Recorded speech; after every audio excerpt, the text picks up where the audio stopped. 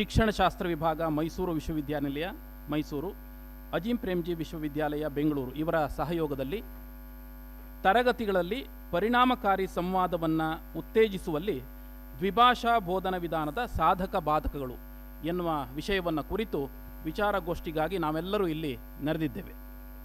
ಈ ವಿಚಾರಗೋಷ್ಠಿಯ ಸಂಚಾಲಕರಾಗಿ ಡಾಕ್ಟರ್ ಎಸ್.ಎನ್. ಗಣನಾಥ ಅವರು ನಮ್ಮೊಂದಿಗಿದ್ದಾರೆ. ಅವರು ಶಿಕ್ಷಣ ತಜ್ಞರು ಮತ್ತು ಅನುವಾದಕರು, ಬೆಂಗಳೂರಿನವರು. ಇವರನ್ನು ತಮ್ಮೆಲ್ಲರ ಪರವಾಗಿ ಆದರದಿಂದ ಈ ವಿಚಾರಗೋಷ್ಠಿಗೆ ಆಹ್ವಾನಿಸುತ್ತಿದ್ದೇನೆ. ಸರ್, ತಮಗೆ ಆದರದ ಸ್ವಾಗತ. ವಿಷಯ ಮಂಡಿಸಲಿರುವ ಸಂಪನ್ಮೂಲ ವ್ಯಕ್ತಿಗಳಾದ ಡಾಕ್ಟರ್ ನಿಂಗಮ್ಮ ಸಿ ಬೆಟ್ಸೂರ್, ಪ್ರಾಧ್ಯಾಪಕರು, ಶಿಕ್ಷಣಶಾಸ್ತ್ರ ವಿಭಾಗ ಮೈಸೂರು ವಿಶ್ವವಿದ್ಯಾನಿಲಯ. ಇವರನ್ನು ಹೃತ್ಪೂರ್ವಕವಾಗಿ ಈ ಒಂದು ವಿಚಾರಗೋಷ್ಠಿಗೆ ಸ್ವಾಗತಿಸ್ತಾ ಇದ್ದೇನೆ. ಮೇಡಮ್, ಸ್ವಾಗತ. ವಿಚಾರ ಮಂಡಿಸಲಿರುವ ಇನ್ನೋರ್ವ ಸಂಪನ್ಮೂಲ ವ್ಯಕ್ತಿಗಳು doctor AP. Ashwin Kumar, dean, ಕಲೆ, ಮಾನವಿಕ ಮತ್ತು ಸಮಾಜ ವಿಜ್ಞಾನ ವಿಭಾಗ, ಚಾಣಕ್ಯ ವಿಶ್ವವಿದ್ಯಾಲಯ ಬೆಂಗಳೂರು. ಇವರನ್ನು ಕೂಡ ಪ್ರೀತಿಪೂರ್ವಕವಾಗಿ ಸ್ವಾಗತಿಸ್ತಾ ಇದ್ದೇನೆ. ಸರ್, ತಮಗೆ ಸ್ವಾಗತ. ವಿಷಯ ಮಂಡಿಸಲಿರುವ ಇನ್ನೋರ್ವ ಸಂಪನ್ಮೂಲ ವ್ಯಕ್ತಿ ಶ್ರೀಮತಿ ಕ್ಷಮಾ ವಿ ಭಾನುಪ್ರಕಾಶ್, ವಿಜ್ಞಾನ ಶಿಕ್ಷಕಿ ಮತ್ತು ವಿಜ್ಞಾನ ಲೇಖಕಿ, ಲೆಗಸಿ ಶಾಲೆ ಬೆಂಗಳೂರು. ಇವರನ್ನು ತಮ್ಮೆಲ್ಲರ ಪರವಾಗಿ ಆದರದಿಂದ ಸ್ವಾಗತಿಸ್ತಾ ಇದ್ದೇನೆ. ಮೇಡಮ್, ಇಲ್ಲಿ ಸಂಶೋಧನೆಗಳು ಈ ಒಂದು ಕ್ಷೇತ್ರದಲ್ಲಿ ಪ್ರಮುಖವಾಗಿ 2 ಭಾಷೆಯಲ್ಲಿ ಕಲಿಸುವಂಥದ್ದು, ಮಕ್ಕಳಿಗೆ ಕಲಿಕೆ, ಇದೆಲ್ಲ ತಿಳ್ಕೊಂಡು ಇದರ ಆಧಾರದ ಮೇಲೆ ಒಬ್ಬ ಶಾಲಾ ಶಿಕ್ಷಕರು ತಮ್ಮ ಕ್ಲಾಸ್ ರೂಮ್ನಲ್ಲಿ ಏನೇನು ತಿಳ್ಕೊಬೋದು, ಏನೇನನ್ನ ತಾವು ಅಳವಡಿಸ್ಕೋಬೋದು.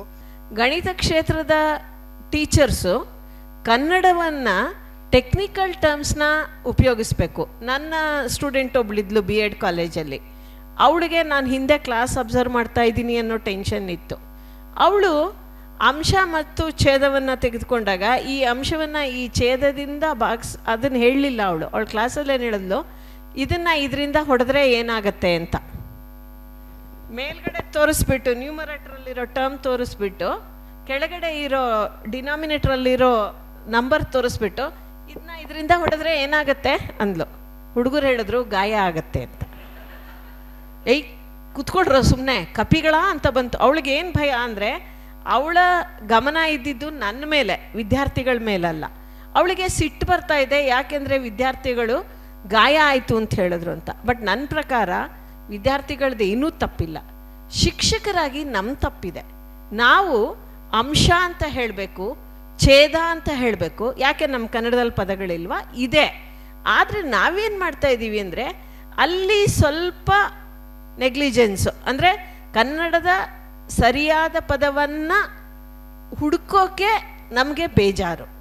ಅದರಿಂದ ನಾವು ಮೇಲ್ಗಡೆದನ್ನು ಕೆಳಗಡೆದ್ರಿಂದ ಹೊಡೆದ್ರೆ ಏನಾಗುತ್ತೆ ಅಂದರೆ, ಸರಿಯಾಗಿ ವಿದ್ಯಾರ್ಥಿಗಳು ಹೇಳಿದ್ರು ಗಾಯ ಆಗತ್ತೆ ಅಂತ.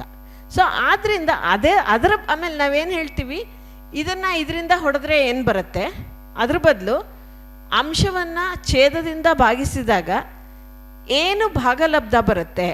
ನಾವು ಎಷ್ಟು ಜನ ಪ್ರಾಥಮಿಕ ಶಾಲಾ ಶಿಕ್ಷಕರು ಗುಣಲಬ್ಧ, ಭಾಗಲಬ್ಧ ಅಂತ ಬಳಸ್ತೀವಿ ನಾವೇನಿದ್ರು. ಆಮೇಲೆ ಇನ್ನೊಂದು, ನಮ್ಮ ಇಂಗ್ಲೀಷ್ನಲ್ಲೂ ತಪ್ಪು ಬಳಕೆ ಇದೆ, ಇಲ್ಲ ಅನ್ನಲ್ಲ. ಎಷ್ಟು ಜನ ನಾವು ಜಾಮಿಟ್ರಿ ಬಾಕ್ಸ್ ಅಂತ ಹೇಳಲ್ಲ. ನನಗೆ ಹೇಳ್ಕೊಟ್ಟಿದ್ದು ನಮ್ಮ ಟೀಚರ್ ಜಾಮಿಟ್ರಿ ಬಾಕ್ಸು, ಅದಕ್ಕೆ ನಾನು ನನ್ನ ಮಕ್ಕಳಿಗೆ ಜಾಮಿಟ್ರಿ ಬಾಕ್ಸ್ ಅಂತ ಹೇಳ್ತೀನಿ. ಅದ್ರ ಬದಲು ನಾವು ಇಂಗ್ಲೀಷಲ್ಲೇ ಇನ್ಸ್ಟ್ರೂಮೆಂಟ್ ಬಾಕ್ಸ್ ಅಂತ ಹೇಳಲ್ಲ. ಅಂದರೆ ಅದು ನಮಗೆ ಇದೇನು ದೊಡ್ಡ ವಿಷಯ ಅಂತ ಕಾಣ್ಬೋದು. ಆದರೆ ನೋಡಿ, ಒಬ್ಬ ಡಾಕ್ಟರ್ ಸರಿ ಇಲ್ಲ ಅಂದರೆ ಒಂದೇ ಪೇಷಂಟ್ ಸಾಯ್ತಾನೆ. ಒಬ್ಬ ಟೀಚರ್ ಸರಿ ಇಲ್ಲ ಅಂದರೆ ಎಷ್ಟು ಜನ ವಿದ್ಯಾರ್ಥಿಗಳು ಮುಂದೆ ಸರಿಯಾಗಿ ಹೇಳ್ಕೊಡಲ್ಲ. ಸೊ ನನಗೆ ನಮ್ಮ ಟೀಚರ್ ತಪ್ಪಾಗಿ ಅಂದರೆ ಟೆಕ್ನಿಕಲ್ ಟರ್ಮ್ ಹೇಳಲಿಲ್ಲ, ಸರಿಯಾದ ಪದವನ್ನು, ನಾನು ನನ್ನ ವಿದ್ಯಾರ್ಥಿಗಳಿಗೆ ಆ ಪದವನ್ನು ಹೇಳ್ಕೊಡುವಂಥ ಕಷ್ಟ ತಗೊಳ್ಳಿಲ್ಲ. ನನ್ನ ವಿದ್ಯಾರ್ಥಿಗಳು ಅವರ ಮುಂದಿನ ಪೀಳಿಗೆಗೂ ಇದನ್ನೇ ಹೇಳ್ತಾರೆ. ಆಗೇನಾಗುತ್ತೆ, ಒಂದು ಸ್ಟೇಟ್ಮೆಂಟು, ಅಯ್ಯೋ ಕನ್ನಡದಲ್ಲಿ ಪದಗಳಿಲ್ಲ. ಕನ್ನಡದಲ್ಲಿ ಪದಗಳಿಲ್ಲ ಅಲ್ಲ, ಕನ್ನಡದಲ್ಲಿ ಪದಗಳಿದೆ. ಆ ಸರಿಯಾದ ಪದಗಳನ್ನು ಹುಡುಕುವಂಥ ಕೆಲಸವನ್ನು ನಾವು ಮಾಡ್ತಾ ಇಲ್ಲ ಶಿಕ್ಷಕರಾಗಿ. ಮೋಟಿವೇಶನ್ಗೆ ಅಭಿಪ್ರೇರಣೆನೂ ಕರೆಕ್ಟು, ಪ್ರಚೋದನೆಯೂ ಕರೆಕ್ಟು, ಪ್ರೇರಣೆನೂ ಕರೆಕ್ಟು. ಯಾರನ್ನಾರು ಯಾವ್ದು ಸರಿಯಾದಂದರೆ 3 ಆಗುತ್ತೆ ರೀ. ಯಾಕೆ? ನಮ್ಮಲ್ಲಿ ನಿರ್ದಿಷ್ಟ ಪದಗಳಿಲ್ವಾ? ಇದೆ. ನಾವು ಒಂದು 10 ಜನ ಕೂತ್ಕೊಂಡು ಅದನ್ನು ಸರಿಯಾಗಿ ಚಿಂತನೆ ಮಾಡಿ ಮೋಟಿವೇಶನ್ಗೆ ಅಭಿಪ್ರೇರಣೆ ನಾನು ಅಂದ್ಕೊಂಡಿರೋದು. ಅಭಿಪ್ರೇರಣೆ ಅನ್ನುವ ಪದವನ್ನು ನಾವು ನಿರ್ಣಯ ಮಾಡಿದ್ರೆ ಮುಂದೆ ಎಲ್ಲರೂ ಅಭಿಪ್ರೇರಣೆ ಅಂತಲೇ ಬರೀತಾರೆ. ಅದ್ರ ಬದಲು ಈಗ ಒಬ್ಬರು ಅಭಿಪ್ರೇರಣೆ ಅಂದರು, ಇನ್ನೊಬ್ಬರು ಪ್ರಚೋದನೆ ಅಂತೂ ಸರಿಯಾದ ಪದವೇ ಅಲ್ಲ, ಆದರೆ ಅದೂ ಬರೀತಾರೆ ಮೇಡಮ್. ಅವಾಗ ಏನು ಮಾಡ್ತಾರೆ ನಮ್ಮ ವಿದ್ಯಾರ್ಥಿಗಳು, ಒಂದೆರಡು ಟೆಕ್ಸ್ಟ್ ಬುಕ್ ತರ್ತಾರೆ. ಅದರಲ್ಲಿ ಅವರು ಬ್ರ್ಯಾಕೆಟಲ್ಲಿ ಅಭಿಪ್ರೇರಣೆ ಅಂತ ಒಬ್ಬ ಲೇಖಕರು ಬರೀತಾರೆ ಮೋಟಿವೇಶನ್ಗೆ, ಇನ್ನೊಬ್ಬ ಲೇಖಕರು ಇನ್ನೊಂದು ಬುಕ್ ತರ್ತಾರೆ, ಅದರಲ್ಲಿ ಮೋಟಿವೇಶನ್ ಪಕ್ಕ ಪ್ರೇರಣೆ ಅಂತಿರುತ್ತೆ. ಇನ್ನೊಂದು ಆಥರ್ ಬುಕ್ ತರ್ತಾರೆ, ಅದರಲ್ಲಿ ಪ್ರಚೋದನೆ ಅಂತಿರುತ್ತೆ. ಇನ್ನೊಂದು ಬುಕ್ ತರ್ತಾರೆ, ಸ್ಲ್ಯಾಶ್ ಹಾಕಿ 3 ಕೊಟ್ಟಿರ್ತಾರೆ. ಅವಾಗ ಏನಾಗುತ್ತೆ, ಕನ್ನಡದಲ್ಲಿ ಏನು ಬರೆದ್ರೂ ಮಾರ್ಕ್ಸ್ ಬರುತ್ತೆ. ಆ ವಿದ್ಯಾರ್ಥಿಗಳು ಕನ್ನಡದಲ್ಲಿ ಬರಿಬೇಕು ಅಂತಿದ್ದು ಕನ್ನಡ ಪ್ರೇಮದಿಂದ ಅಲ್ಲ, ಅಥವಾ ಕನ್ನಡ ಬರುತ್ತೆ ಅಂತಲ್ಲ, ಮಾರ್ಕ್ಸ್ ಚೆನ್ನಾಗಿ ಬರುತ್ತೆ ಅಂತ. ಇದಕ್ಕೆ ಎಡೆ ಮಾಡಿಕೊಟ್ಟವ್ರು ಯಾರು? ನಾವು. ಅದರಿಂದ ನನ್ನ ವಿನಂತಿ ಏನು ಅಂದರೆ, ನಾವೆಲ್ಲರೂ ಸಮಾನ ಮನಸ್ಕರು ಕೂತ್ಕೊಳ್ಳೋಣ, ಸರಿಯಾದ ಪದವನ್ನು ನಿರ್ಣಯ ಮಾಡೋಣ. ಇನ್ಮೇಲೆ ಮೋಟಿವೇಶನ್ಗೆ ಇದೇ ಪದ, ಸ್ಲ್ಯಾಶ್ ಸ್ಲ್ಯಾಶ್ ಸ್ಲ್ಯಾಶ್ ಹಾಕೋದು ಬೇಡ. ಬಹುಶಃ ಕನ್ನಡ ಡಿಪಾರ್ಟ್ಮೆಂಟ್ ಅವ್ರಿಗೆ ಸ್ವಲ್ಪ ವಿರುದ್ಧವಾಗಿರ್ಬೋದು, ಯಾಕೆಂದರೆ ನಾನು ಇಬ್ಬರು ಕನ್ನಡ ಪ್ರೊಫೆಸರ್ಸ್ ಜೊತೆ ಒಂದು ಸ್ವಲ್ಪ ದಿನ ಒಟ್ಟಿಗೆ ಇದ್ದೆ. ಅವ್ರು ಹೇಳ್ತಾ ಇದ್ರು, ಇಲ್ಲ ನಾವು ಎಲ್ಲವನ್ನೂ ಅಲೋ ಮಾಡ್ತೀವಿ, ಯಾಕೆಂದರೆ ನಮ್ಮ ಭಾಷೆ ಸಾಯಬಾರ್ದು ಅಂತ. ಬಟ್ ನನ್ನ ಕಳಕಳಿ ಏನು ಅಂದರೆ, ನಮ್ಮ ಕನ್ನಡ ಭಾಷೆಯನ್ನು ಉಳಿಸ್ಕೊಳ್ಳೋದಕ್ಕೋಸ್ಕರ ಕನ್ನಡ ಭಾಷೆಯನ್ನು ತಿರ್ಚೋದು ಬೇಡ, ಕನ್ನಡ ಭಾಷೆಯಲ್ಲಿ ಪದಗಳಿಲ್ಲ ಅನ್ನೋದು ಬೇಡ, ಅಥವಾ ಕನ್ನಡ ಭಾಷೆಯಲ್ಲಿ ನಮಗೆ ನಿಶ್ಚಿತ ಇಲ್ಲ, ಯಾವುದು ಬೇಕಾದ್ರೂ ಬಳಸ್ಬೋದು ಅನ್ನೋದು ಬೇಡ. ಸೊ ಆ ದಿಕ್ಕಿನಲ್ಲಿ ನನಗನ್ಸುತ್ತೆ ಈ ಉನ್ನತ ಶಿಕ್ಷಣದಲ್ಲಿ ನಾವು ಕೆಲವು ಸಮಾನಾರ್ಥಕ ಪದಗಳನ್ನು ಬಳಸೋಣ. ಇದು ಮುಂದಿನ ದಿವಸಗಳಲ್ಲಿ ಯಾವ ರೀತಿ ನಡಿಬಹುದು, ಯಾವ ತಂತ್ರಜ್ಞಾನ ಬರ್ತಾ ಇದೆ, ನಮ್ಮ ಶಾಲೆಗಳಲ್ಲಿ ಶಿಕ್ಷಕರಿಗೆ ನೇರವಾಗಿ ಮಕ್ಕಳೇ ಬಳಸ್ಬೋದಾದ್ದು, ಮತ್ತು ಶಿಕ್ಷಕರು ಕಲಿತು ಶಿಕ್ಷಕರ ಮೂಲಕ ಮಕ್ಕಳಿಗೆ ತಲುಪೋದಾದ್ದು, ಇವನ್ನೆಲ್ಲ ನಾವು ಗ್ರಹಿಸದಲ್ಲೇ ಹೋದರೆ ನಾವು ಭಾಳ ಕಲಿಕೆಯಲ್ಲಿ ಮಕ್ಕಳಿಗೆ ಅತ್ಯುತ್ತಮವಾದ ಅವಕಾಶ ಕೊಡ್ತಾ ಇಲ್ಲ. ಸೆಕೆಂಡ್ ಗ್ರೇಡ್ ಅವಕಾಶಗಳನ್ನು ಮಾತ್ರ ನಾವು ಕಲ್ಪಿಸ್ತಾ ಇದ್ದೀವಿ ಅನ್ನೋ ಭಾವನೆ ಅನೇಕ ಶಿಕ್ಷಕರಿಗೆ ಬರುತ್ತೆ. ಹಾಗಾಗಿ ಅದ್ರ ಬಗ್ಗೆ ಇವತ್ತಿನ ಪರಿಸ್ಥಿತಿ ಏನಿದೆ, ಅವರ ಅನುಭವಗಳು ಇದೆ ಮತ್ತು ಅವರ ಅಧ್ಯಯನವೂ ಇದೆ. ಅವನ್ನೆಲ್ಲ ಸೇರಿಸಿ ಒಂದು ಸ್ಥೂಲವಾಗಿ ಹೇಳಿದರೆ ಭಾಳ ಉಪಯೋಗ ಆಗುತ್ತೆ ಅಂತ ನನಗನ್ಸುತ್ತೆ. ತಂತ್ರಜ್ಞಾನ ಅನ್ನೋದು ಅಡ್ಡ ಬರ್ತಾ ಇದೆ, ಮಕ್ಕಳು 3 ಹೊತ್ತು ಮೊಬೈಲ್ ಹಿಡ್ಕೋತಾ ಇದ್ದಾರೆ ಅಥವಾ ವಿಡಿಯೋಗಳು ನೋಡ್ತಿರ್ತಾರೆ. ಅದ್ರ ಮೂಲಕ ನಾವು ಕಲಿಕೆ ಹೇಗೆ ಸಾಧ್ಯ ಅನ್ನೋ ಹಾಗೆ ಆಗುತ್ತೆ? ಖಂಡಿತ ಅಲ್ಲ, ಇದು ನಮಗೆ ಮಿತ್ರನೇ. ಇದನ್ನು ನಾವು ಪ್ರತಿ ಹಂತದಲ್ಲೂ ಉಪಯೋಗಿಸ್ಬೋದು. ನಾನು ಕೂಡ ಒಬ್ಬಳು ಶಿಕ್ಷಕಿಯಾಗಿ ಈ ಮಾತನ್ನ ಹೇಳ್ತಾ ಇದ್ದೀನಿ. ನಾವು ಮುಖ್ಯವಾಗಿ ತಂತ್ರಜ್ಞಾನ, ಅದರಲ್ಲೂ ಆರ್ಟಿಫಿಷಿಯಲ್ ಇಂಟೆಲಿಜೆನ್ಸ್ನ ನಾವು ಬಳಸಬೇಕು ಅಂತಾದರೆ 4 ಹಂತಗಳಿದೆ ನಮ್ಮ ಶಿಕ್ಷಣದಲ್ಲಿ. ನಾವೀಗ ಒಬ್ಬರು ಟೀಚರ್ ಆಗಿ ನಾವು ಒಳಗೆ ಹೋದ್ವಿ, ಒಂದು ಕ್ಲಾಸ್ ಒಳಗೆ ಹೋದ್ವಿ ಅಂತ ಆದರೆ, ಒಂದು ಅಕಾಡೆಮಿಕ್ ಇಯರ್ನಲ್ಲಿ 4 ಹಂತಗಳಲ್ಲಿ ನಾವು ಆರ್ಟಿಫಿಷಿಯಲ್ ಇಂಟೆಲಿಜೆನ್ಸ್ನ ಬಳಸಬಹುದು. ಹೇಗೆ ಅಂದರೆ, ಮೊದಲನೇದಾಗಿ ಪ್ಲಾನಿಂಗ್. ನೀವು ಯಾವುದೇ ಒಂದು ಕ್ಲಾಸ್ಗೆ ಹೋಗೋಕ್ಕೆ ಮುಂಚೆ ನೀವು ಲೆಸನ್ ಪ್ಲ್ಯಾನ್ ತಯಾರಾಗಿರಲೇಬೇಕು ಅಲ್ವಾ? ಆ ಲೆಸನ್ ಪ್ಲ್ಯಾನ್ ತಯಾರು ಮಾಡೋಕ್ಕೆ ಕೂಡ ನಾವು ChatGPT ಅಂತಹ ಅಥವಾ ಬೇರೆ ಹಲವಾರು ಬಗೆಯ ಆರ್ಟಿಫಿಷಿಯಲ್ ಇಂಟೆಲಿಜೆನ್ಸ್ನ ಬಳಸ್ಕೋಬೋದು. ಆ್ಯಕ್ಚುಲಿ ನನ್ನದೇ ಎಕ್ಸ್ಪೀರಿಯನ್ಸ್ ಹೇಳಬೇಕು ಅಂದರೆ, ನನಗೆ ನನ್ನ ಸಾಮರ್ಥ್ಯದ ಮೇಲೆ ಹೆಚ್ಚು ನಂಬಿಕೆ ಇತ್ತು ಆರ್ಟಿಫಿಷಿಯಲ್ ಇಂಟೆಲಿಜೆನ್ಸ್ಗಿಂತ. ನಾನು ಅಂದ್ಕೊಳ್ತಿದ್ದೆ, ಇಲ್ಲ ನಾನೇನು ಕಲ್ತು ಬಂದಿದ್ದೀನಿ ಅದನ್ನೇ ಮಾಡೋಣ, ನನ್ನ ಕ್ರಿಯೇಟಿವಿಟಿ ಉಪಯೋಗಿಸೋಣ, ನನ್ನ ಮಕ್ಕಳು ಏನು ಅಂತ ನನಗೆ ಗೊತ್ತಿದೆ, ನನ್ನ ತರಗತಿಲಿ ಏನು ಅಂತ ನಂಗೆ ಗೊತ್ತಿದೆ, ಅದಕ್ಕೆ ತಕ್ಕ ಹಾಗೆ ನಾನು ಮಾಡೋಣ ಅಂತ ಸ್ವಂತವಾಗೇ ನಾನು ಲೆಸನ್ ಪ್ಲ್ಯಾನ್ ಮಾಡ್ತಿದ್ದೆ. ಆದರೆ ಒಂದು ದಿವಸ ಒಂದು ಕಾರ್ಯಾಗಾರದ ಮೂಲಕ ನಾನು ಬಳಸಬೇಕಾಗಿ ಬಂತು ಆರ್ಟಿಫಿಷಿಯಲ್ ಇಂಟೆಲಿಜೆನ್ಸ್. ಆಗ ನನಗೆ ಗೊತ್ತಾಯಿತು, ನಮಗೆ ಹೇಗೆ ಬೇಕೋ ಆ ರೀತಿಯಲ್ಲಿ ನಾವು ಅದನ್ನು ಬಳಸ್ಕೋಬಹುದು, ಮತ್ತು ಅದು ನಮ್ಮ ಕ್ರಿಯೇಟಿವಿಟಿನ ಮತ್ತು ಲೆಸನ್ ಪ್ಲ್ಯಾನ್ ಎರಡನ್ನೂ ಇನ್ನೂ ಎತ್ತರಕ್ಕೆ ಕೊಂಡೊಯ್ಯುತ್ತೆ ಅಂತ. ಸೊ ಲೆಸನ್ ಪ್ಲ್ಯಾನಿಂಗ್ನಲ್ಲಿ ನೀವು ಖಂಡಿತವಾಗಿ ಉಪಯೋಗಿಸ್ಬೋದು. ಎರಡನೇದಾಗಿ ಟೀಚಿಂಗ್. ನೀವು ಪ್ಲ್ಯಾನ್ ಮಾಡಿದ್ರಿ ಲೆಸನ್ನು, ಈಗ ನೀವು ಕ್ಲಾಸಿಗೆ ಹೋದ್ರಿ, ನೀವು ಹೇಗೆ ಅದನ್ನು ಪಾಠ ಮಾಡ್ತೀರಾ ಅನ್ನೋದರಲ್ಲಿ ಹಲವಾರು ರೀತಿಯಲ್ಲಿ ಆರ್ಟಿಫಿಷಿಯಲ್ ಇಂಟೆಲಿಜೆನ್ಸ್ನ ಉಪಯೋಗಿಸ್ಕೋಬಹುದು. ನಿಮ್ಮ ಟಾಪಿಕ್ಗೆ ಬೇಕಾದಂತಹ ವಿಡಿಯೋನಾಗಲಿ ಅಥವಾ ಆ್ಯನಿಮೇಷನ್ನಾಗಲಿ ಅಥವಾ ಒಂದು ನಾರ್ಮಲ್ ಪವರ್ ಪಾಯಿಂಟ್ ಪ್ರೆಸೆಂಟೇಷನ್ನಾಗಲಿ ನೀವು ಆರ್ಟಿಫಿಷಿಯಲ್ ಇಂಟೆಲಿಜೆನ್ಸ್ ಮೂಲಕ ಕ್ರಿಯೇಟ್ ಮಾಡಬಹುದು. ಅದಕ್ಕೆ ಅಫ್ಕೋರ್ಸ್ ನಿಮ್ಮದು ಏನಿದೆ ಅದನ್ನೆಲ್ಲ ನೀವು ಆ್ಯಡ್ ಮಾಡ್ಬೋದು ನಿಮ್ಮ ಕಡೆಯಿಂದ. ಜೊತೆಯಲ್ಲಿ ಬೇಕಾದಷ್ಟು ರಿಸೋರ್ಸಸ್ ಇಂಟರ್ನೆಟ್ನಲ್ಲಿ ಲಭ್ಯ ಇದೆ, ಅದನ್ನು ಆರ್ಟಿಫಿಷಿಯಲ್ ಇಂಟೆಲಿಜೆನ್ಸ್ ನಿಮಗೆ ಮಾಡಿ ಕೊಡುತ್ತೆ. ಅದಲ್ಲದೆ ಆಯಿತು, ಈಗ ನೀವು ಲೆಸನ್ ಪ್ಲ್ಯಾನ್ ಮಾಡಿದ್ರಿ, ಟೀಚಿಂಗ್ ಆಯಿತು, ನೆಕ್ಸ್ಟ್ ಏನು? ಮಕ್ಕಳಿಗೆ ಎಕ್ಸಾಮ್ ಇರುತ್ತೆ. ಎಕ್ಸಾಮ್ ಅಂದರೆ ಕ್ವೆಶ್ಚನ್ ಪೇಪರ್ಸ್ ನೀವು ತಯಾರು ಮಾಡಬೇಕು, ಅಥವಾ ನೀವು ಅದರ ಕರೆಕ್ಷನ್ ಮಾಡೋ ರೀತಿಯದಾಗಲಿ. ಸೊ ಅದೆರಡರಲ್ಲೂ ಕೂಡ ಮತ್ತೆ ನಾವು ತಂತ್ರಜ್ಞಾನ ಉಪಯೋಗಿಸ್ಕೋಬಹುದು. ಇದು ನನ್ನ ಸ್ವಂತ ಅನುಭವದಿಂದ ಹೇಳ್ತಾ ಇದ್ದೀನಿ. ಬಹಳ ಒಳ್ಳೆ ಕ್ವೆಶ್ಚನ್ ಪೇಪರ್ಸು ಬೇರೆ ಬೇರೆ ಮಟ್ಟದ ವಿದ್ಯಾರ್ಥಿಗಳಿಗೆ ಬೇರೆ ಬೇರೆ ರೀತಿಯ ಕ್ವೆಶ್ಚನ್ ಪೇಪರ್ಸ್ನ ಆರ್ಟಿಫಿಷಿಯಲ್ ಇಂಟೆಲಿಜೆನ್ಸ್ ನಮಗೆ ತಯಾರು ಮಾಡಿ ಕೊಡುತ್ತೆ. ಅದರಲ್ಲಿ ನೀವು ಅಫ್ಕೋರ್ಸ್ ನೀವು ಡಿಫ್ರೆನ್ಸಿಯೇಷನ್ ತರಬಹುದು. ಅಂದರೆ ಕೆಲವರು ಯಾವ ಮಟ್ಟದಲ್ಲಿ ಇರ್ತಾರೆ ಮಕ್ಕಳು, ಬೇರೆ ಬೇರೆ, ಈಗ ಒಂದು ಮಗು ವಿಜ್ಞಾನದಲ್ಲಿ ತುಂಬ ಚೆನ್ನಾಗಿರಬಹುದು ಬಟ್ ಗಣಿತದಲ್ಲಿ ಇಲ್ಲದೆ ಇರಬಹುದು, ಅಥವಾ ನಿಮ್ಮ ಸಬ್ಜೆಕ್ಟ್ನಲ್ಲಿ ಚೆನ್ನಾಗಿ ಓದ್ತಾ ಇರೋ ಮಗು ಲ್ಯಾಂಗ್ವೇಜಸ್ಸಲ್ಲಿ ಇಲ್ಲದೆ ಇರಬಹುದು. ನೀವೊಬ್ಬರೇ ಪ್ರತಿಯೊಂದಕ್ಕೂ ಕ್ವೆಶ್ಚನ್ ಪೇಪರ್ ಕೂಡ ತಯಾರಿಸಬಹುದು. ಆ ಮಗುವಿನ ಬಗ್ಗೆ ನೀವು ತಿಳ್ಕೊಂಡು ಆ ಮಗುವಿಗೆ ತಕ್ಕ ಹಾಗೆ ಕ್ವೆಶ್ಚನ್ ಪೇಪರ್ಸ್ನ ತಯಾರು ಮಾಡಬಹುದು. ಅಷ್ಟೇ ಅಲ್ಲದೆ ಬರೀ ಕ್ವೆಶ್ಚನ್ ಪೇಪರ್ ಮಾತ್ರ ಅಸೆಸ್ಮೆಂಟ್ ಅಲ್ಲ, ಬೇರೆ ಬೇರೆ ಪ್ರಾಜೆಕ್ಟ್ಗಳ ಮೂಲಕ, ಚಟುವಟಿಕೆಗಳ ಮೂಲಕ ಕೂಡ ನೀವು ಮಕ್ಕಳನ್ನ ಅರ್ಥ ಮಾಡ್ಕೋಬೋದು ಅಲ್ವಾ. ಸೊ ಅದಕ್ಕೂ ಕೂಡ ನೀವು ಟೆಕ್ನಾಲಜಿಯ ಸಹಾಯ ಖಂಡಿತವಾಗಿ ಪಡಿಬಹುದು. ನಾನು ಪಡೆದಿದ್ದೇನೆ ಮತ್ತು ನಾನು ಬಹಳ ಕಲ್ತಿದ್ದೇನೆ ಅದ್ರ ಮೂಲಕ ಅಂತ ಹೇಳಕ್ಕೆ ಇಷ್ಟಪಡ್ತೀನಿ. ಭಾಷಾ ಬೋಧನೆಗೆ ಯಾವ ರೀತಿ ಒಂದು ಇಂಪ್ಲಿಕೇಶನ್ ಇದೆ. ನಾನು ಭಾಷಾ ಶಿಕ್ಷಕ, ಕ್ಲಾಸ್ ರೂಮ್ಗೆ ಹೋಗಿ ಭಾಷಾ ಬೋಧನೆ ಮಾಡ್ತೀನಿ. ಆದರೆ ನನ್ನ ಶಾಲೆಯಲ್ಲಿ 2 ಸಬ್ಜೆಕ್ಟಲ್ಲಿ 2 ಭಾಷೆಯಲ್ಲಿ ಕಲಿಯುವಂಥ ವಾತಾವರಣನ ಸೃಷ್ಟಿ ಮಾಡ್ತಾ ಇದ್ದೀವಿ. ಈಗ ನನ್ನ ಪಾತ್ರ ಏನಿರುತ್ತೆ, ಇದಕ್ಕೆ ಯಾವುದಾದ್ರೂ ಅನುಭವಗಳಿದೆಯಾ, ಯಾವುದಾದ್ರೂ ಅಧ್ಯಯನಗಳಿದೆಯಾ? ಈಗ ನಾವು ಯಾವ ವಿಚಾರವನ್ನೇ ಕುರಿತು ಮಾತಾಡಬೇಕಾದ್ರೂ ಈ ಹಲವು ಭಾಷೆಗಳ ಸಂದರ್ಭದಲ್ಲಿ ಒಂದು ನೆನಪಿಟ್ಕೊಳ್ಬೇಕಾದ ವಿಚಾರ ಏನು ಅಂದರೆ, ದಿನನಿತ್ಯದ ಭಾಷೆಗಳು, ಅನುಭವಕ್ಕೆ ಹತ್ತಿರವಾದ ಭಾಷೆಗಳು ಮತ್ತು ಒಂದು ಶಾಸ್ತ್ರ ಭಾಷೆ, ಇದರ ಸಂಬಂಧ ಹೇಗಿರಬೇಕು ಅನ್ನೋದು. ನಾವು ಸಾಮಾನ್ಯವಾಗಿ ಮಾಡುವಂಥ ಒಂದು ದೊಡ್ಡ ದೋಷ ಏನಂದರೆ, ಇವೆರಡು ಒಂದೇ ರೀತಿಯ ಭಾಷೆಗಳು ಅನ್ನೋ ರೀತಿಯಲ್ಲಿ ಯೋಚನೆ ಮಾಡ್ತೀವಿ. ಅಂದರೆ ಇಂಗ್ಲೀಷ್ನಲ್ಲಿ ಇರೋದೆಲ್ಲ ಇವತ್ತಲ್ಲ ನಾಳೆ ಕನ್ನಡದಲ್ಲಿ ಬರಬೇಕು, ಇಂಗ್ಲೀಷಲ್ಲಿ ಏನೇನು ಮಾಡೋಕ್ಕೆ ಸಾಧ್ಯವೋ ಅದೆಲ್ಲವನ್ನು ಇವತ್ತಲ್ಲ ನಾಳೆ ನಾವು ಕನ್ನಡದಲ್ಲಿ ಮಾತಾಡಬೇಕು. ಇದು ಹುಟ್ಟು ಹೋರಾಟಗಾರರಿಗೆ ಒಂದು ಒಳ್ಳೆಯ ಅಜೆಂಡಾ ಇದು. ಆದರೆ ಶಿಕ್ಷಣದ ಕುರಿತು ಸ್ವಲ್ಪ ಗಂಭೀರವಾಗಿ ಯೋಚನೆ ಮಾಡುವಂಥವ್ರಿಗೆ ಇದೊಂದು ಒಳ್ಳೆಯ ಅಜೆಂಡಾ ಅಲ್ಲ. ಯಾಕೆಂದರೆ 3-4 ಸಾವಿರ ವರ್ಷಗಳ ಇತಿಹಾಸದಲ್ಲಿ ನಮಗಿದು ತಿಳಿದಿದೆ ಅಂತಂದರೆ, ಒಂದು ಶಾಸ್ತ್ರ ಭಾಷೆ ಅನ್ನೋದು ಒಂದೇ ಅಂತಲ್ಲ, ಹಲವು ಇರುತ್ತವೆ ಮತ್ತು ಅದು ಬದಲಾಗ್ತಾನೂ ಇರುತ್ತೆ. ನಾನು ನೀವು ಒಟ್ಟಿಗೆ ಕೈ ಜೋಡಿಸಿ ಕನ್ನಡವನ್ನು ಇಂಗ್ಲೀಷಿಗೆ ಸರಿದೊರೆಯಾದಂಥ ಶಾಸ್ತ್ರ ಭಾಷೆಯನ್ನು ಮಾಡೋಣ ಅಂತ ಅನ್ನೋದು ಒಳ್ಳೆಯದೇ, ಇಸ್ರೇಲ್ನವರೆಲ್ಲ ಮಾಡಿರೋ ರೀತಿಯಲ್ಲಿ. ಆದರೆ ಚಾರಿತ್ರಿಕವಾಗಿ ಇಂತಹ ಒಂದು ವ್ಯತ್ಯಾಸವನ್ನು ಗಮನಿಸೋದು ಮುಖ್ಯ. ಮತ್ತು ಈ ವ್ಯತ್ಯಾಸದ ಪರಿಸ್ಥಿತಿಯಲ್ಲಿ, ಪರಿಸರದಲ್ಲಿ 2 ಭಾಷೆಗಳ ಬಗ್ಗೆ ಹೇಗೆ ಯೋಚನೆ ಮಾಡಬೇಕು ಅನ್ನೋದು ಒಂದು ದೊಡ್ಡ ಪ್ರಶ್ನೆ. ನಾವು ಸಾಮಾನ್ಯವಾಗಿ ನಮ್ಮ ಗುರಿ ಏನಿರಬೇಕು ಅಂದರೆ, ಈ ದ್ವಿಭಾಷಾ ಬೋಧನೆಯಲ್ಲಿ ನಾವು ಅನುಭವಕ್ಕೆ ಹತ್ತಿರವಾದಂಥ ನಮ್ಮ ಆಡುಭಾಷೆಯ ಮೂಲಕ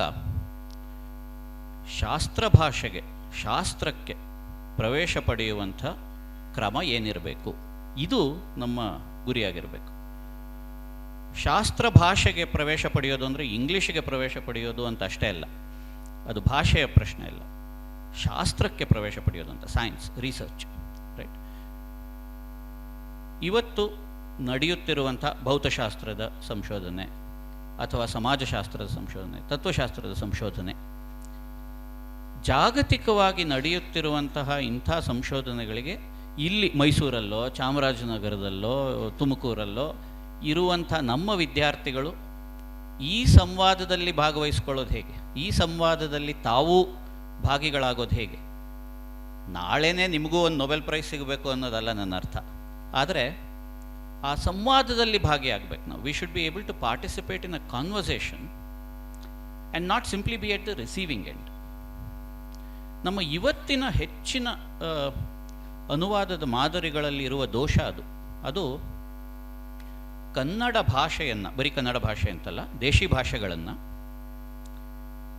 ಅನುವಾದದ ಮೂಲಕ ಇಂಗ್ಲೀಷಿನ ಅಡಿಯಾಳನ್ನಾಗಿ ಮಾಡ್ತಾ ಇವೆ. ಇದೊಂದು ವಿಚಿತ್ರವಾದ ಸಮಸ್ಯೆ. ನಮಗೆ ಅನುವಾದಗಳು ಬೇಕೇ? ಹೌದು, ಬೇಕೇ ಬೇಕು. ಪ್ರೊಫೆಸರ್ ನಿಂಗಮ್ಮ ಅವರು ಹೇಳಿದಾಗೆ ಕನ್ನಡದಲ್ಲಿ ತಾಂತ್ರಿಕ ಪದಗಳು ಉತ್ಪತ್ತಿ ಆಗಬೇಕೆ? ಹೌದು, ಅದು ಬಹಳ ಮುಖ್ಯ, ಅದಾಗಲೇಬೇಕು. ಬಹುಭಾಷಿಕ ಪರಿಸರದಲ್ಲಿ ನಾವು ತರಗತಿಗಳನ್ನು ನಡೆಸಬೇಕೆ? ಅದು ಬಹಳ ಮುಖ್ಯ. ಆದರೆ ಇಲ್ಲಿ ಆಗ್ತಿರುವಂಥ ಇನ್ನೊಂದು ಸಮಸ್ಯೆಯನ್ನು ಗಮನಿಸಿ. ಆ ಸಮಸ್ಯೆಗೆ ಒಂದು ಉದಾಹರಣೆಯನ್ನು ನಾನು ಸಮಾಜ ವಿಜ್ಞಾನ, ಮಾನವಿಕ ವಿಜ್ಞಾನಗಳ ಒಂದು ಹಿನ್ನೆಲೆಯಿಂದ ಕೊಡ್ತೀನಿ. ಈ ಒಂದು ವಾಕ್ಯವನ್ನು ಕೇಳಿ ನೀವು. ನಿಮ್ಮಲ್ಲಿ ಹೆಚ್ಚಿನ ಜನ ಮನೆಯಲ್ಲಿ ಕನ್ನಡ ಮಾತಾಡೋರೇ ಇದ್ದೀರಿ ಅಂತ ಅಂದ್ಕೊಳ್ತೀನಿ, ಮೋಸ್ಟ್ ಆಫ್ ಯು. ನವ್ಯೋತ್ತರ ಸಂರಚನೆಗಳಲ್ಲಿ ಸ್ವದ ಕುರಿತಂತಹ ವಿಚ್ಛೇದನವನ್ನು 20ನೇ ಶತಮಾನದ ಹಲವಾರು ತತ್ವಶಾಸ್ತ್ರಜ್ಞರು ನಮಗೆ ತೋರಿಸಿದ್ದಾರೆ. ನಾನು ಏನು ಹೇಳಿದೆ ಅಂತ ಕನ್ನಡ ಬಲ್ಲಂತಹ ಕುರಿತೋದದೆಯಂ ಕಾವ್ಯ ಪ್ರಯೋಗ ಪರಿಣತಮತಿಗಳಾದ ನೀವಲ್ಲಿ ಯಾರಾದರೂ ಒಬ್ಬರು ಹೇಳಿದ್ರೆ ಈಗಲೇ 500 ರೂಪಾಯಿ ಕೊಟ್ಟು ನಿಮಗೆ ಕಾಲಕ್ಕೆ ಬಿದ್ದುಬಿಡ್ತೀನಿ. ಸಾಧ್ಯ ಇಲ್ಲ. ಕಲಿಕೆ ಮುಖ್ಯ, ಆ ವಿಷಯ ಮುಖ್ಯ. ಈಗ ಗಣಿತ ನನ್ನ ವಿಷಯ, ಅದರಿಂದ ಹೇಳ್ಬೋದು. ನೀವು ಕನ್ನಡದಲ್ಲಾದರೂ ಕಲೀರಿ, ಇಂಗ್ಲೀಷ್ನಲ್ಲಾದರೂ, ತಮಿಳಲ್ಲಾದರೂ, ಹಿಂದಿನಲ್ಲಿ ಎಲ್ಲೇ ಕಲೀರಿ, ಆದರೆ ಗಣಿತನೇ ಕಲಿಬೇಕು ಅನ್ನೋದು ನಮ್ಮ ಚಿಂತನೆ. ಹಾಗಾಗಿ ಅದಕ್ಕೆ ಎರಡೂ ಭಾಷೆಗಳು ಪೂರಕ ಆಗೋದಾದರೆ ತಪ್ಪೇನದರಲ್ಲಿ. ಗಣಿತದ ಕೆಲವು ಅಂಶಗಳನ್ನು ನಾವು ಇಂಗ್ಲೀಷ್ನಲ್ಲಿ ಕಲಿಯೋದು ಸಹಜ ಅಥವಾ ಹಿತಾನುಭವ ಅಂತ ಅನ್ನಿಸ್ಬೋದು. ಇನ್ಯಾವುದೋ ಒಂದು ಹೆಚ್ಚು ಭಾಷೆ ಇರೋದು. ಸೊ ಪ್ರಾರಂಭ ಮಾಡೋದು ಒಂದು ಭಾಷೆ, ಆದರೆ ನಾವು ಎಂಡ್ ಆಗೋದು ಬೇರೆ ಭಾಷೆ. ಆ್ಯಕ್ಚುಲಿ ವಾಸ್ತವ ಆಗ್ತಿರೋದೇ ಹಾಗೆ. ಯಾವ ಹಂತ ಯಾವಾಗ ಈ ಟ್ರಾನ್ಸಿಷನ್, ಈ ಒಂದು ಪರಿವರ್ತನೆ ಆಗುತ್ತೆ ಅನ್ನೋದು ಒಂದೊಂದು ಶಾಲೆಗೆ ಒಂದೊಂದು ಜಾಗದಲ್ಲಿ ಬೇರೆ ಆಗುತ್ತೆ. 5ನೇ ತರಗತಿನಲ್ಲಿ, 8ನೇ ತರಗತಿನಲ್ಲಿ, 11ನೇ ತರಗತಿನಲ್ಲಿ ಈ ಟ್ರಾನ್ಸಿಷನ್ ಆಗುತ್ತೆ. ಆದರೆ ಅದು ಪೂರ್ತಿ ಕನ್ನಡ ಮೀಡಿಯಮಿಂದ ಪೂರ್ತಿ ಇಂಗ್ಲೀಷ್ ಮೀಡಿಯಮ್ಗೆ ಆಗ್ತಾಯಿದೆ. ಜೊತೆಗೆ ಇನ್ನು ಮುಂದಿನ ದಿವಸಗಳಲ್ಲಿ ಯಾವ ರೀತಿಯ ಒಂದು ಸವಾಲುಗಳು ನಮಗೆ ಕಾಣಿಸ್ತಾ ಇದೆ. ಇಷ್ಟೆಲ್ಲ ಮಾತುಕತೆ ಭಾಳ ಮಹತ್ವದ್ದು. ಆದರೆ ಇನ್ನು ಬೇಕಾಗಿರೋದು ಮುಂದಿನ ಹೆಜ್ಜೆಗಳಲ್ಲಿ ಈ ಒಂದು ಪರಿಣತರಾಗಿ ನನ್ನ ಪ್ರಶ್ನೆ ಇರೋದು, ಯಾವ ಸವಾಲುಗಳು ಕಾಣಿಸ್ತಾ ಇದೆ, ಯಾವ ರೀತಿಯ ಇನಿಷಿಯೇಟಿವ್ಸ್ ನಮ್ಮ ಮಕ್ಕಳಿಗೆ, ನಮ್ಮ ವ್ಯವಸ್ಥೆಗೆ, ಶಿಕ್ಷಕರಿಗೆ, ಸಂಶೋಧನಾರ್ಥಿಗಳಿಗೆ ಉಪಯುಕ್ತ ಆಗ್ಬೋದು ಅಂತ ನಿಮ್ಮ ಭಾವನೆ, ನಿಮ್ಮ ಅನುಭವನೂ ಹೌದು, ನಿಮ್ಮ ವಿಚಾರನೂ ಹೌದು. ಸೊ ಪ್ರಶ್ನೆ ಇರೋದು 3 ಇನಿಷಿಯೇಟಿವ್ಸು ಅಂಡ್ 3 ಸವಾಲುಗಳು. ನಾವೇನೇ ಒಂದು ಕೆಲಸ ಮಾಡೋಕ್ಕೆ ಮುಂಚೆ ಒಂದು ಉದ್ದೇಶ ಅಂತ ಇರುತ್ತೆ ಅಲ್ವಾ. ಈಗ ನಾವು ಅಡುಗೆ ಯಾಕೆ ಮಾಡ್ತೀವಿ? ಅದನ್ನು ತಿಂದವರಿಗೆ ಅದರ ಪೂರ್ತಿ ಪೋಷಕಾಂಶ ಸಿಗಲಿ, ಅವ್ರಿಗೆ ಹೊಟ್ಟೆ ತುಂಬಲಿ, ಅವ್ರಿಗೆ ಸಂತೃಪ್ತಿ ಆಗಲಿ ಅಂತ ಅಷ್ಟೇ ಅಲ್ವಾ. ಅದ್ರ ಜೊತೆಲಿ ಬೇಕಾದಷ್ಟು ಅದನ್ನು ನೀತಿಯಲ್ಲಿ ಮಾಡಬಹುದು. ಅಡುಗೆ ಮಾಡೋ ರೀತಿಯಾಗಲಿ, ಅದನ್ನು ನಾವು ಅವರಿಗೆ ಪ್ರೆಸೆಂಟ್ ಮಾಡಿ ಕೊಡೋ ರೀತಿಯಾಗಲಿ ಬೇರೆ ಬೇರೆ ಥರ ಇರಬಹುದು. ಆದರೆ ಉದ್ದೇಶ ಸಫಲ ಆಯ್ತಾ ಇಲ್ವಾ ಅದನ್ನು ಮಾತ್ರ ನೋಡಬೇಕಾಗತ್ತೆ. ಆಗ ನಾವು ಈ ಇಂಗ್ಲೀಷಿಂದ ಕನ್ನಡಕ್ಕೆ ಅನುವಾದ ಆಗಲಿ ಅಥವಾ ಕನ್ನಡದಿಂದ ಇಂಗ್ಲೀಷ್ಗೆ ಅನುವಾದ ಆಗಲಿ ಉದ್ದೇಶ ಈಡೇರಿಕೆ ಆಗ್ತಾ ಇದೆಯಾ ಇಲ್ವಾ. ಸರ್ ಹೇಳಿದಾಗೆ ಒಂದು ಅತಿ ಕ್ಲಿಷ್ಟಕರವಾದ ವಾಕ್ಯವನ್ನು ಹೇಳಿಬಿಟ್ಟು ನಾವು ಅನುವಾದ ಮಾಡಿದ್ದೀವಿ ಅಂತ ಹೇಳಿದ್ರೆ ಆಗಲ್ಲ. ನಾನು ಅಜೀಂ ಪ್ರೇಮ್ಜಿ ಯೂನಿವರ್ಸಿಟಿಯ ಐ ವಂಡರ್ ಮ್ಯಾಗಝೀನಲ್ಲಿ ಅನುವಾದ ಮಾಡ್ತಾ ಇದ್ದೆ. ಆ ಅನುಭವದಿಂದ ಹೇಳಬೇಕಾದ್ರೆ ನಮಗಲ್ಲಿ ಬಹಳ ಫ್ರೀಡಮ್ ಕೊಟ್ಟಿರ್ತಿದ್ರು. ನೀವು ಹೇಗೆ ಬೇಕಾದರೂ ಇದು ಅರ್ಥ ಆಗೋ ರೀತಿಯಲ್ಲಿ ಮಾಡಿ ಸಾಕು. ನೀವು ಅಲ್ಲಿ ಒಂದು ಸೆಂಟೆನ್ಸ್ ಇದೆ, ಒಂದು ಪದ ಇದೆ, ಅದರ ಈಕ್ವಲೆಂಟ್ ಕನ್ನಡದ ಪದ ಬಳಸಬೇಕು ಅಂತ ಅಲ್ಲ. ಅದನ್ನು ಓದೋರಿಗೆ ಅದು ಅರ್ಥ ಆಗ್ತಿದೆಯಾ ಇಲ್ವಾ, ಅದು ಭಾಳ ಮುಖ್ಯ ಆಗುತ್ತೆ. ಹೌದು, ನಾವು ಟರ್ಮಿನಾಲಜೀಸ್ ಯೂಸ್ ಮಾಡಬೇಕಾಗತ್ತೆ. ಕನ್ನಡದಲ್ಲಿ ಕೂಡ ನಾವು ಸೂಕ್ತವಾದ ಪದಗಳನ್ನ ಹುಟ್ಟು ಹಾಕಬೇಕಾಗತ್ತೆ. ಸಾಧ್ಯ ಕೂಡ, ಖಂಡಿತ ಸಾಧ್ಯ ಕನ್ನಡದಲ್ಲಿ. ಆದರೆ ಅದು ಎಷ್ಟು ಮಟ್ಟಕ್ಕೆ ತಲುಪಕ್ಕೆ ನಾವು ಏನು ಮಾಡಬೇಕು ಅನ್ನೋದು ಬಹಳ ದೊಡ್ಡ ಚಾಲೆಂಜ್. ನಾವು ಬೇಕಾದಷ್ಟು ಓದಬೇಕಾಗತ್ತೆ. ನಾನೀಗ ಕೆಮಿಸ್ಟ್ರಿ ಟೀಚ್ ಮಾಡ್ತೀನಿ ಅಂದರೆ ಅದೊಂದು ಪಠ್ಯಪುಸ್ತಕ ನಾನು ಓದಿದ್ರೆ ಸಾಕಾಗಲ್ಲ. ಬೇಕಾದಷ್ಟು ಅದಕ್ಕೆ ಪೂರಕವಾದ ವಸ್ತುಗಳನ್ನು, ವಿಚಾರಗಳನ್ನು ಓದೋದು, ತಿಳ್ಕೊಳ್ಳೋದು ಮಾಡಬೇಕಾಗತ್ತೆ. ಅಲ್ಲಿ ಕೂಡ ನಾನು ಬರೀ ಒಂದು ಭಾಷೆ ಮೂಲಕ ಕಲಿತೀನಿ ಅಂದರೆ ನನಗೆ ಸಾಕಷ್ಟು ರಿಸೋರ್ಸಸ್ ಲಭ್ಯ ಇರಲಿಕ್ಕಿಲ್ಲ. ಅನುವಾದ ಸಂಪದದ ಮೂಲಕ ಅಥವಾ ಇಂತಹ ಹಲವಾರು ಕಾರ್ಯಕ್ರಮಗಳ ಮೂಲಕ ಇದೆ, ಬೇಕಾದಷ್ಟು ಇದೆ. ಆದರೂ ಇನ್ನಷ್ಟು ಸಾಧ್ಯ ಆಗಬೇಕು ಅಂದರೆ ನಾನು ಇಂಗ್ಲೀಷ್ನ ಮಾಧ್ಯಮವನ್ನು ಉಪಯೋಗಿಸ್ಬೇಕಾಗತ್ತೆ. ಅದು ಎಲ್ರಿಗೂ ಲಭ್ಯ ಆಗಬೇಕು ಅನ್ನೋ ಇಂಥ ಕಾರ್ಯಕ್ರಮಗಳ ಮೂಲಕ ಬೈಲಿಂಗ್ವಲ್ ಈ ದ್ವಿಭಾಷಾ ಪಾಠ ಮಾಡೋದು ಏನಿದೆ ಅದು ಎಷ್ಟು ಮುಖ್ಯ ಅನ್ನೋದು ಮತ್ತೆ ಅರ್ಥ ಆಗ್ತಾ ಹೋಗುತ್ತೆ. ಇದನ್ನು ಹೇಳಲಿಕ್ಕೆ ಇಷ್ಟಪಡ್ತೀನಿ. ಅಂಡರ್ ಲೇಬರಿಂಗ್ ಅಂತ ಅಂತಾರೆ. ಅಂಡರ್ ಲೇಬರಿಂಗ್ ಅಂದರೆ ದೊಡ್ಡ ಭವ್ಯವಾದ ಬುನಾದಿಯನ್ನು ಕಟ್ಟೋದು, ಫಿಸಿಕ್ಸ್ನಲ್ಲಿ ನೊಬೆಲ್ ಪ್ರೈಸ್ ತಗೊಳ್ಳೋದು ಅಂಥವಲ್ಲ. ಅದಕ್ಕಿಂತ ಬಹಳ ಮುಂಚಿನದ್ದು, ಅದಕ್ಕಿಂತ ಹಿಂದಿನ ಒಂದು ಕೆಲಸ ಇದು. ಹೈಸ್ಕೂಲ್ ವಿದ್ಯಾರ್ಥಿಗಳ ಮಟ್ಟಿಗೆ ಅಥವಾ 8-10 ವರ್ಷದ ವಿದ್ಯಾರ್ಥಿಗಳಿಗೆ ಒಂದು ರೀತಿಯಲ್ಲಿ ಇವತ್ತಿನ ಜ್ಞಾನವನ್ನು ತಿಳಿ ಹೇಳುವಂಥ, ಅದು ಪಠ್ಯಪುಸ್ತಕವೂ ಅಲ್ಲ, ಹಾಗಂತ ಒಂದು ರಿಸರ್ಚ್ ಆರ್ಟಿಕಲ್ಲೂ ಅಲ್ಲ, ಈ ಎರಡರ ನಡುವಿನ ಮಧ್ಯದ ಒಂದು ರೀತಿಯ ಪುಸ್ತಕ, which is A secondary variety of literature available for newly literate. ನಮ್ಮ ತೇಜಸ್ವಿ ಅವರು ಅದನ್ನು ಬಹಳ ಚೆನ್ನಾಗಿ ಹೇಳೋರು. ಅವರದ್ದು ಆ ಪುಸ್ತಕ ಪ್ರಕಾಶನದಲ್ಲಿ ಲಾರಾ ಇಂಗಲ್ಸ್ ವೈಲ್ಡರ್ದಂತೆ, ಅದಂತೆ ಇದಂತೆ ಇನ್ಯಾವುದೋ ಮಾಯಾ ಪ್ರಪಂಚ, ಈ ಒಂದು 1000 ಟೈಟಲ್ಗಳು, 100 ಟೈಟಲ್ಗಳನ್ನು ಅವ್ರು ಹೊರತಂದರು. ಯಾಕೆ ಇದನ್ನೆಲ್ಲ ಕೂತ್ಕೊಂಡು ಟ್ರಾನ್ಸ್ಲೇಟ್ ಮಾಡ್ತಿದ್ರಿ? ಇದೇನು ಟಾಲ್ಸ್ಟಾಯ್ ಅಲ್ಲ, ದಾಸ್ತಯವ್ಸ್ಕಿ ಅಲ್ಲ, ಐನ್ಸ್ಟೈನ್ ಅಲ್ಲ, ಇನ್ನೊಂದಲ್ಲ, ಇದು ಯಾರಿಗೆ ಬೇಕಿದು ಅಂತ ಕೇಳಿದಾಗ, ನೋಡಿ ನಾವು ಭಾರತದಲ್ಲಿ ಏನು ಮಾಡ್ತಿದ್ದೀವಿ, ಕೋಟ್ಯಂತರ ಜನರನ್ನು ಹೊಸದಾಗಿ ಸಾಕ್ಷರರನ್ನಾಗಿ ಮಾಡ್ತಾ ಇದ್ದೀವಿ. ಅವರಿಗೆ ತಕ್ಕಂತಹ ಒಂದು ರೀತಿಯ ಈ ಅಂಡರ್ ಲೇಬರಿಂಗ್ ಲಿಟ್ರೇಚರ್ ಲಭ್ಯವಿಲ್ಲ ಅಂದರೆ ಅವರು ಪುನಃ ಅಸಾಕ್ಷರತೆಗೆ ಜಾರಿಬಿಡ್ತಾರೆ. ವಿಚ್ ಮೀನ್ಸ್ ಆ ರೀತಿಯ ಸಾಹಿತ್ಯ ಇದೆಯಲ್ಲ, ವಿಜ್ಞಾನವನ್ನು ನಮ್ಮ ದಿನನಿತ್ಯದ ಅನುಭವದ ಭಾಷೆಯಲ್ಲಿ ಹೇಳೋದು, ಗಣಿತವನ್ನು ಹೇಳೋದು, ಸಮಾಜಶಾಸ್ತ್ರವನ್ನು ಹೇಳೋದು, ಮತ್ತು ಇದು ಯಾವುದು ವಿಶ್ವವಿದ್ಯಾಲಯದ ಪ್ರಾಧ್ಯಾಪಕರಿಗೆ ವಿದ್ಯಾರ್ಥಿಗಳಿಗೆ ಅಲ್ಲ, ಸಾಮಾನ್ಯ ಜನರಿಗೆ, ಸ್ಕೂಲ್ ವಿದ್ಯಾರ್ಥಿಗಳಿಗೆ, ಇಂಥವರಿಗೆ. ಸೊ ಈ ರೀತಿಯ ಒಂದು ಅಂಡರ್ ಲೇಬರಿಂಗ್ ಅನ್ನುವಂಥದ್ದು ಭಾರತದ ಭಾಷೆಗಳಲ್ಲಿ ತುಂಬ ಆಗಬೇಕಾಗಿದೆ. ಕೆಲವು ಭಾಷೆಗಳಲ್ಲಿ ಅಂಥವು ಆಗಿವೆ ಅಂತ ನಾವು ಕೇಳಿದ್ದೀನಿ, ನನಗೂ ಅದ್ರ ಬಗ್ಗೆ ಹೆಚ್ಚು ಗೊತ್ತಿಲ್ಲ. ಮರಾಠಿಯಲ್ಲಿ ಉದಾಹರಣೆಗೆ ಒಂದಷ್ಟಿದೆ ಅಂತ, ಕನ್ನಡದಲ್ಲೂ ಅಲ್ಲಲ್ಲಿ ಆಗ್ತಾ ಇರುತ್ತೆ. ಕನ್ನಡದ ವಿಜ್ಞಾನ ಸಾಹಿತ್ಯವನ್ನು ನೀವು ನೋಡಿದರೆ ಹಲವಾರು ಉದಾಹರಣೆಗಳು ನಿಮಗೆ ಆ ಥರದ್ದು ಸಿಗುತ್ತೆ. ಬಹುಶಃ ಈ ವೇದಿಕೆಯಲ್ಲಿರೋರೇ ಒಂದಷ್ಟು ಜನ ಅಂಥ ಹಲವಾರು ಕೆಲಸಗಳನ್ನು ಮಾಡಿದ್ದಾರೆ. ಇದು ಒಂದು. ತುಂಬ ಧನ್ಯವಾದಗಳು. ಎಷ್ಟು ನಿರ್ದಿಷ್ಟವಾಗಿ ತಮ್ಮ ಅನುಭವದಿಂದ ಹೊರಟು ಒಂದೇ ಚಿಕ್ಕದಾದ್ರೂ ಅದಕ್ಕೆ ಇರೋ ವ್ಯಾಪ್ತಿನೆಲ್ಲ ತಾವು ಎಕ್ಸ್ಪ್ಲೇನ್ ಮಾಡಿದ್ರಿ. ಖಂಡಿತ ಸರ್ ಹೇಳ್ದಾಗೆ ನಾವು ಸೃಷ್ಟಿಸಬೇಕು ನಮ್ಮ ಭಾಷೆಯಲ್ಲಿ ನಾಲೆಡ್ಜ್, ಅದೊಂದು ಲೇಖನ ಆಗಿರ್ಬೋದು ಅಥವಾ ಪುಸ್ತಕ ಆಗಿರ್ಬೋದು, ಯಾವುದೇ ಆಗ್ಬೋದು, ಅಂದರೆ ಅದಕ್ಕೆ ನಮ್ಮ ಬಗ್ಗೆ ನಮಗೆ ಕೀಳರಿಮೆ ಇರಕೂಡ್ದು. ಮತ್ತು ಬೇರೆ ಕಡೆ ಕೂಡ ಇದೇ ರೀತಿಯೇ ನಡೀತಿದೆ, ಇದೇ ರೀತಿಯ ಅನುಭವಗಳನ್ನ ಹಂಚ್ಕೋತಿದ್ದಾರೆ, ಇದೇ ರೀತಿ ವಿಷಯಗಳನ್ನು ಅವ್ರ ಭಾಷೆಯಲ್ಲಿ ಬರೀತಿದ್ದಾರೆ. ಅದು ಇಂಗ್ಲೀಷ್ ಆಗಲಿ ಮತ್ತೊಂದಾಗಲಿ ಅಂತ ನಮಗೆ ಅರಿವಾಗೋಕೆ, ನಮ್ಮ ಕೀಳರಿಮೆ ಕಡಿಮೆ ಆಗೋಕೆ, ಅಥವಾ ಅವರ ಮೇಲರಿಮೆಯನ್ನು ನಾವು ಪಕ್ಕಕ್ಕೆ ಇಡೋಕೆ, ಅಥವಾ ನಮ್ಮಲ್ಲಿರೋ ನಾಲೆಡ್ಜ್ನ ನಮ್ಮ ಭಾಷೆಯಿಂದ ಟ್ರಾನ್ಸ್ಲೇಟ್ ಆಗಿ ಬೇರೆ ಬೇರೆ ಭಾಷೆಗಳ ಮೂಲಕ ಅವ್ರನ್ನೆಲ್ಲ ತಲುಪಿಸೋಕೆ ಈ ಬೈಲಿಂಗ್ವಲ್ ಎಜುಕೇಷನ್ ಸಹಾಯ ಆಗುತ್ತೆ ಅಂತ ನನಗನ್ಸುತ್ತೆ. ಕೊನೆಯ ಹಂತಕ್ಕೆ ನಾವು ಬಂದಿದ್ದೇವೆ. ಪ್ರತ್ಯಕ್ಷವಾಗಿ ಪರೋಕ್ಷವಾಗಿ ಸಹಕರಿಸಿದ ಸರ್ವರಿಗೂ ಧನ್ಯವಾದಗಳು.